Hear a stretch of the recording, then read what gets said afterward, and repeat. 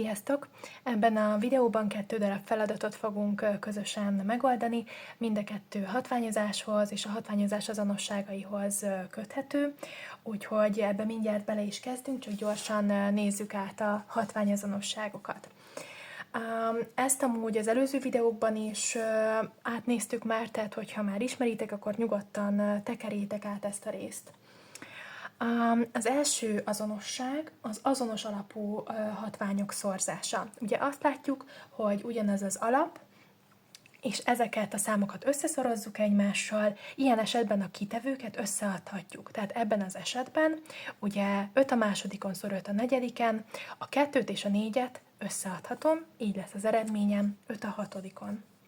Jó, hogyha ugyanolyan alapúakat osztunk egymással, ilyen esetben ugye az ellentétes művelettel dolgozunk, az előbb volt az összeadás, most pedig a kivonás fog következni, tehát ilyenkor a kitevőket kivonhatom egymásból.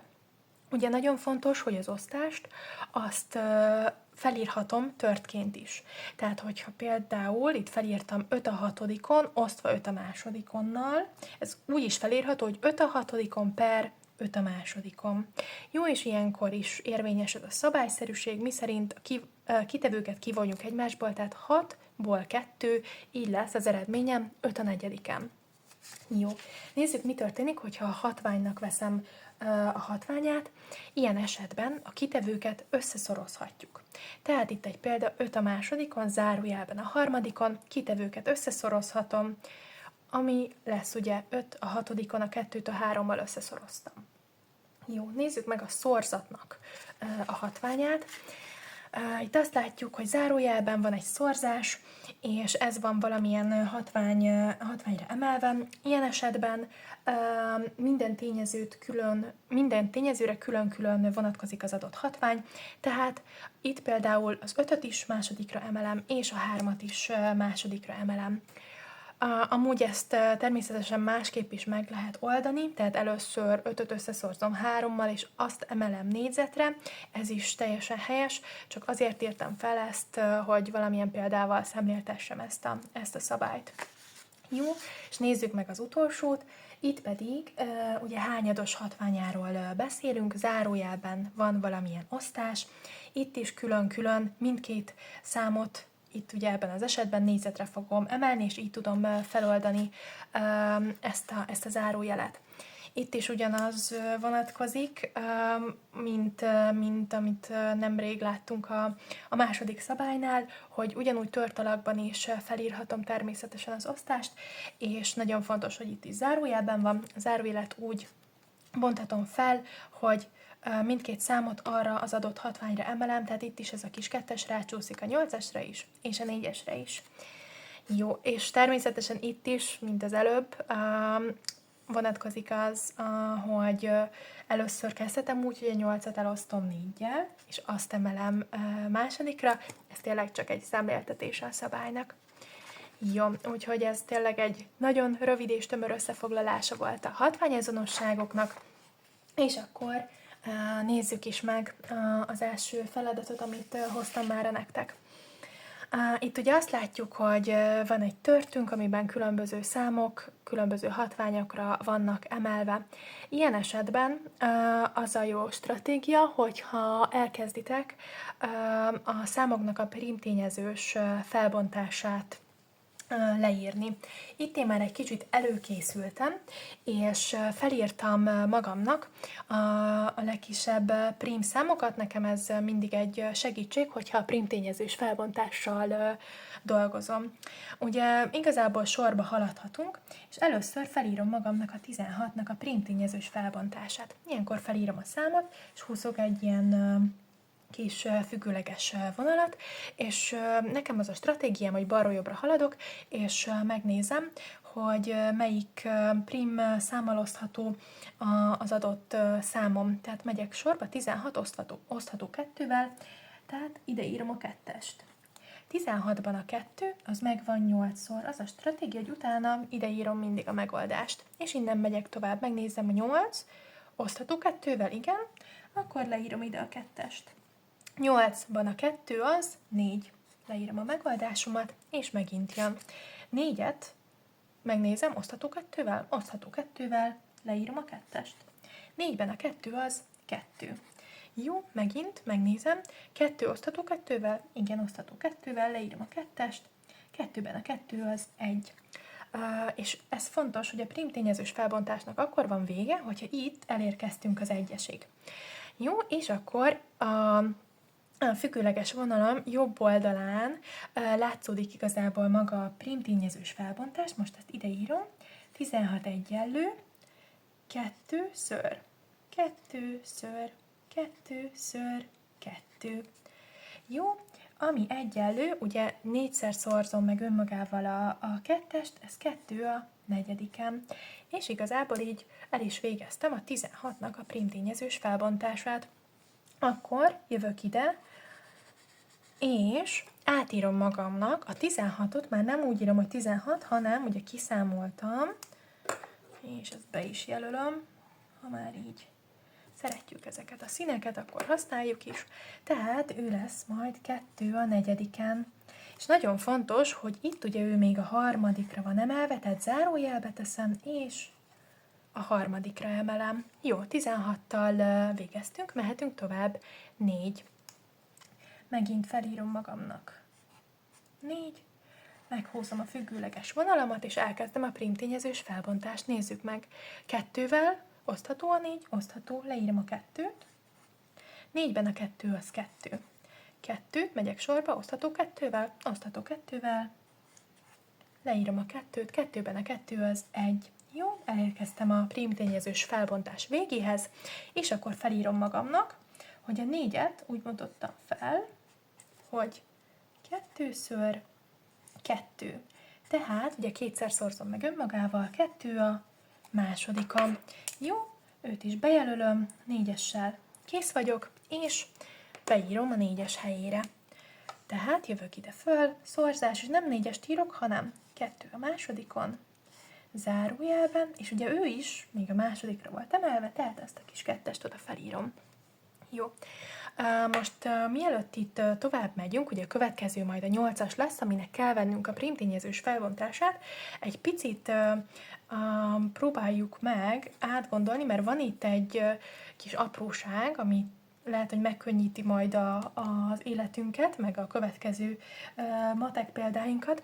Szóval ugye itt azt láttuk, hogy a 4-nek vettük a prímtényezős felbontását, itt a 16-nak, és hogyha itt letakarom az első 2 sort, bocsánat, nem látszik annyira jól az árnyékok miatt, de az a lényeg, hogyha megnézem, igazából innen is le tudtam volna olvasni a 4 prímtényezős felbontását. Hogyha letakarom az első 2 sort, akkor azt látom, hogy a 4-et osztom 2-vel, 2, 2-t 2-vel az 1. Tehát innen is le tudom olvasni, hogy a 4 prímtényezős felbontás az 2-ször 2. Jó? Úgyhogy ugyanezt meg tudom csinálni a 8-assal is, mert szemfüles vagyok, és letakarom itt az első sort.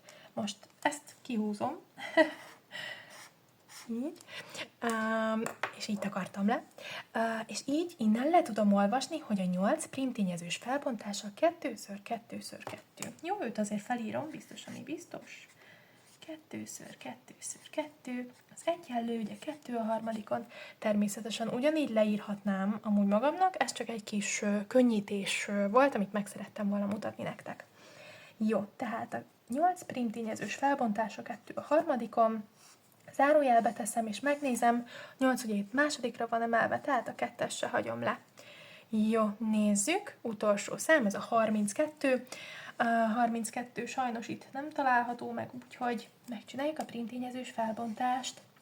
32-ben a 2, megvan, 16-szor, jó, 16-ban a 2 az 8, 8-ban a 2 4, 4-ben a 2 2, 2-ben a 2 az 1. Jó, körbeértem, és nézzük, 32 egyenlő, 1, 2, 3, 4, 5 darab 2-es, tehát 2 az 5-en. Jó, úgyhogy a 32-t is szépen pikpak felbontottuk. 2 az 5-en, és ugye, megnézem, zárójelben még a 4-en is van. Jó. így nagyon szépen a printényezőkre felbontottuk tehát a számainkat, és akkor mehetünk tovább. Nagyon sok zárójelet látunk, ezeket kell majd most felbontanunk, és egy picit előveszem a szabályszerűségeinket, amelyek segítenek majd nekünk, mégpedig ez a harmadik hatványazonosság lesz majd segítségünkre. Itt azt látjuk, ugye, hogyha zárójelben van, akkor a kitevőket össze lehet szorozni. Ezt fogjuk most alkalmazni, úgyhogy felrajzolom így a kis tartvonalunkat. Itt 2, 4x3 az 12-en lesz szorozva. 2, 2x2 az ugye 4. Itt pedig 3x2 az 6. Jó, nézzük meg ezt a számot is. 2 az 5-en zárójelben, a 4-en 5x4 az 20. Jó, szuper. Jó, a zárójeleket felbontottuk, nézzük meg, hogy tudjuk kicsit egyszerűbb alakra hozni.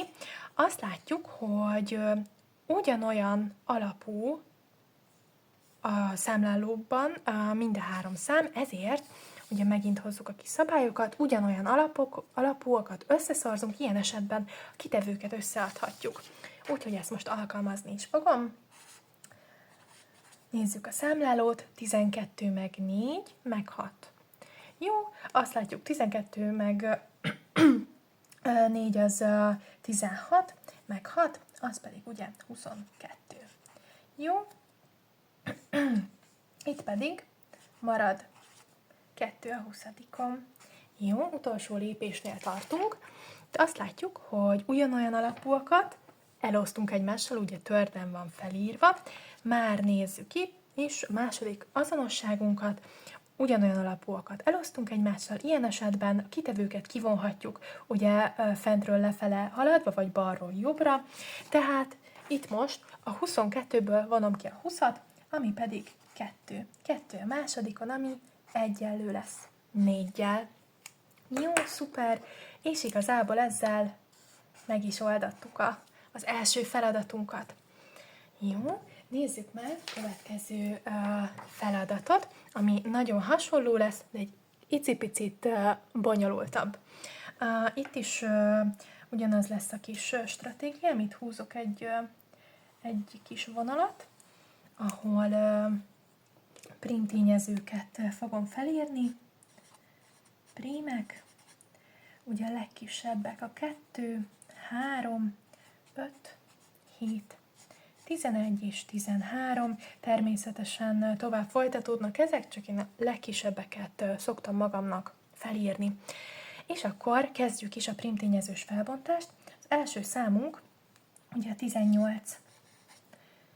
Jó, és haladjunk szépen. 2-vel osztható? Igen. 18-ban a 2 az 9.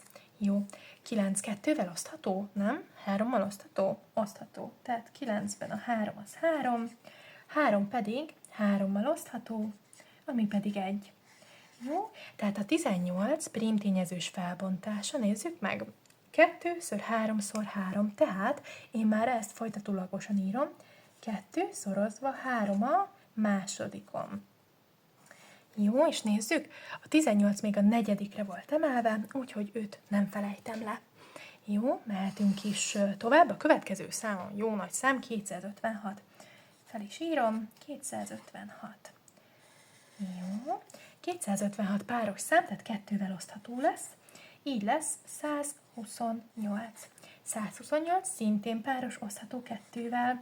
128-ban a 2 az 64. Jó, 64 szintén osztható 2-vel, 64-ben a 2, az pedig 32. Jó, 32 osztható 2-vel, az 16, 16 is osztható 2-vel, az 8, osztva 2-vel az 4, osztva 2-vel, az 2, osztva 2-vel az 1. Jó, nézzük meg, 1, 2, 3, 4, 5, 6, 7, 8, tehát a 256 az egyenlő 2 a 8-onnal, 5 le is írom. Jó, és igazából így ezzel meg is vagyunk, mehetünk a következőre, 72, nézzük. 72 is ugye páros szám, ezért 2-vel osztható lesz. 72-ben a 2, az ugye 36, 36-ban a 2, az 18, 18-ban a 2 az 9, és nézzük, hogy már nem páros szám, megyek tovább, 3-mal osztható, igen. 9-ben a 3 az 3, 3-at 3-mal tudom osztani, ami pedig 1. Jó, tehát nézzük, a 72 primtényezős felbontása 2-t 3-szor szorzza meg egymással, tehát 2 a harmadikon, és 3 a másodikon. És fel is írom magamnak. Jó, és ugye nem felejtjük le azt a kis 2-est. Jó, mehetünk is tovább igazából. Következő szám az a 24. Jó, 24 páros osztható 2-vel. 24-ben a 2 az 12, 12-ben a 2 az 6, 6-ban a 2 az 3. A 3-at 3-mal tudom osztani, ami pedig 1. Körbeértem, és akkor már nézem is. Itt van 2 a harmadikon, és 1 darab 3-asunk. Jó, és megint nem felejtem le a kis 4-est. Mehetünk is tovább. 36, és megint szemfülesek vagyunk, mert nekünk volt már egy 36-osunk, mégpedig itt, úgyhogy a fölötte lévő számokat most letakarom, mintha itt se lennének, és innen nézem a primtényezős felbontást. Ez 2 a másodikon, szor 3 a másodikon. Jó, szuper, és ugye őt is a harmadikra emeljük. Nagyon jó, nagyon szépen haladunk. Mehetünk is tovább. Most az fog történni, hogy a zárójeleket újra fel kell majd bontanunk. Mindegyik zárójelben szorzásokat látunk, úgyhogy vizsgáljuk meg, melyik szabállyal dolgozhatunk. Zárójelben szorzás van, ilyen esetben minden egyes tényezőt az adott hatványra kell majd emelnem. Jó, úgyhogy ezt fogom most alkalmazni. Menjünk is sorba. Jó, tehát itt ugye a 4-es rá fog csúszani a 2-esre, és a 3 a másodikonra is. Tehát 2 a negyediken, szorozva, 3 a másodikon, zárójelben, a negyediken. Jó, ezzel kész vagyok. Utána a 2 a nyolcadikont nem tudom most egyelőre tovább bontani. Nézzük a következő zárójelet. Itt is ez a kis 2-es, rá fog csúszni külön-külön mindkét tényezőre. Tehát leírom, hogy 2 a harmadikon, ő az első. Zárójelben a négyzetem. Jó, rácsúszant a 2-esem. Szuper, nézzük a másik tényezőt, ugye ő volt 3 a másodikon. Zárójelbe teszem, és ide is felcsúszik a kis 2-esem. Szuper, kész is vagyok a számlálóval. Nézzük a nevezőt. 4-es, mind a 2 tényezőre rácsúszik, tehát leírom magamnak. Van egy 2 a harmadikonom, és ide rácsúszik a kis 4-es szorozva. 3, és 4-es rácsúszik. Szuper. Nézzük a következő zárójelet. Ugyanez lesz a szabály. Tehát 2 a másodikon, zárójelben a harmadikon, szorozva, 3 a másodikon, zárójelben a harmadikon. Jó, nagyon alakulunk. Most a következő lesz a feladatunk, szintén zárójel felbontás. Ilyennel ebben a videóban már találkoztunk. Ugye azt látjuk, hogy hatványnak vesszük valahanyadik hatványát, ilyen esetben a kitevőket összeszorozhatjuk. Úgyhogy ezt most alkalmazzuk is. 2 a negyediken az ugye marad 2 a negyediken. Nézzük, 3, és összeszorozzuk, 2x4 az 8, utána a 2 a nyolcadikon az marad, majd 2 lesz, ugye 3x2 az 6, és ott egy 3-asunk, 2x2 az 4. Jó, ugyanezt fogjuk csinálni a nevezőben. A 2-esnél ugye 3x4 az 12, 3 a negyediken az marad, itt pedig 2x3, tehát 2 a hatodikon, és szintén 2x3, 3 is a hatodikon lesz. Jó, szuper. Akkor az egyik utolsó lépésünk, az összevonás fog most következni. Ilyen kis szépen kijelölöm az ugyanolyan alapúakat, hogy minél átláthatóbb legyen. Legyen mondjuk egy szép kis citromsárga, így. Jó. Tehát, ugye az ugyanolyan alapúakat összevonhatom. Nézzük először a számlálót. Van 2 a negyediken, 2 a nyolcadikon és 2 a hatodikon. Mivel itt szorzás van, ezért a kitevőket összeadhatom. Ugye itt azt látom, hogy hát haladjunk balra-jobbra, 4 meg 8 az 12, meg 6 az 18, tehát 2 a 18-a. Jó, nézzük a 3-as alapúakat. 8 meg 4, 12, tehát 3 a 12-en. Jó, nézzük a nevezőt, ketteseket, kettes alapúakat. 12 meg 6, az 18, tehát 2 a 18-on. 3, nál pedig 4 meg 6, az pedig 10, tehát 3 a 10-en. Jó. És akkor utolsó rész következik. Ugye azt beszéltük, hogy osztásnál, tehát ugyanolyan alapúakat osztunk egymással, akkor a kitevőket kivonhatjuk egymásból. Tehát itt például 18-ból 18, ugye hogyha csak a ketteseket nézzük, itt, ezt még nem mondtam, de minden szám nulladik hatványa az 1, mert ugye ez 2 a nulladikon lenne igazából, tehát csak úgy kihúzhatom. Egyszerűsíthetek 2 a 18-onnal. Jó, nézzük a 3-as alapúakat. 12-ből kivonom a 10-et, tehát marad 3 a másodikon, amit kiszámolok, az pedig egyenlő lesz 9-el, és gyönyörűen megoldottuk ezt a feladatot is. Hogyha esetleg van bármilyen kérdésetek, akkor nyugodtan tegyétek fel kommentben, vagy ha van esetleg olyan témakör, amit szívesen átnéznétek, azt szintén jelezzétek. Úgyhogy köszönöm, hogy velem tartottatok ma, és további szép napot!